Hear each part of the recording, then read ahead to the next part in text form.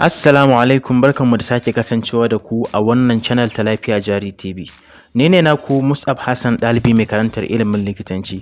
A bidiyon mu na yau zamu bayani ne akan wata cuta wadda ake ɗaukanta ta hanyar cizon karnuka. Wannan cuta tana da matukar haɗari sannan tana haddasa salwantar rayuwar mutane a cikin ƙanƙanin lokaci. Ku biyo mu a cikin wannan bidiyo domin jin yadda za ku kare kanku daga wannan cuta.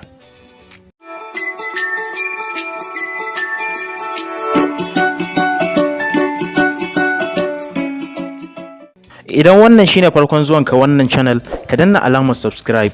Sannan idan wannan bidiyo ya burge ku, ku danna alamar like, sannan ku sharing ɗinsa domin al'umma ta amfana. A turance ana kiran wannan cuta da suna rabies.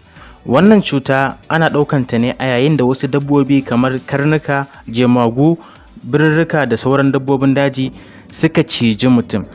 Wannan cuta tana zaune ne a cikin yawun bakin waɗannan dabbobi.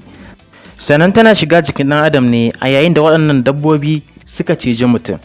Daga nan ƙwayar cutar takan tashi ta je ƙwaƙwalwar ɗan adam inda take haddasa matsaloli waɗanda za su iya sabbaba salwantar rayuwar ɗan adam. A yayin da wannan ƙwayar cutar ta shiga jikin ɗan adam, matuƙar ba a ɗauki matakin gaggawa ba, to ba makawa sai ta salwantar da rayuwar wannan mutumin. Wannan yasa ya zama wajibi kowa ya san hanyar da zai kare kansa daga wannan ƙwayar cuta.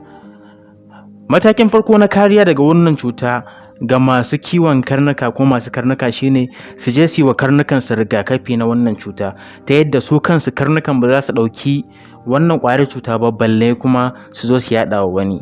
Mataki na biyu ga mutane, ya zama wajibi kowa a yayin da kare ya cije ka ko kake tunanin kare ya cije ka ko kuma jemage ko biri, to ya zama wajibi ka gaggauta ba tare da ɓata lokaci ba, ka gaggauta zuwa asibiti a wannan lokacin domin likitoci su duba ka su ga in ya kamata a baka maganin wannan cuta.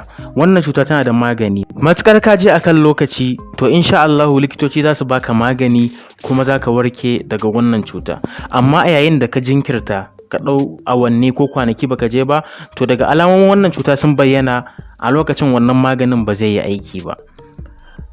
Hanya ta gaba da za ku bi domin kare afkuwar wannan cuta shine, a yayin da kuka ga kare a unguwarku wanda babu mai shi, to ya zama wajibi ku gaggauta sanar da hukuma domin a zo a ɗauke shi, saboda waɗannan su ne suka fi yaɗa wannan ƙwayar cutar. Hukumar Lafiya ta Duniya ta bayyana cewa a duk minti 9 wannan cuta ta rabies tana kashe mutum ɗaya. Wannan shi yasa aka saka ta a cikin cututtuka masu haɗari. Ina fatan kun ƙaru da wannan bidiyo. Kada ku manta da danna alamar like da kuma sharing domin al'umma su amfana, su san yadda za su kare kansu daga wannan cuta. Sai mun haɗu da ku a bidiyo na gaba.